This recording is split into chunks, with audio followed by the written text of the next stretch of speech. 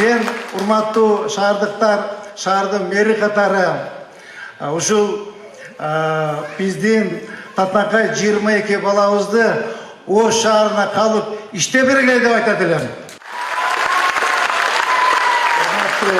Урматтуу шаардыктар, урматтуу биздин конокторубуз, мен балдарым, кыздарым, Кудай кааласа, мэрия ушул 22 балага 22 однокомнатный квартира менен обеспечить этебиз.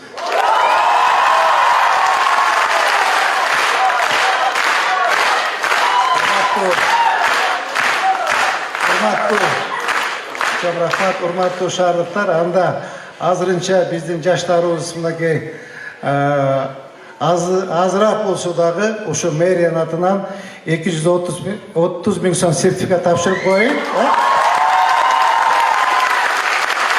Ичине ары бери басып шаарды көргөн, давайте.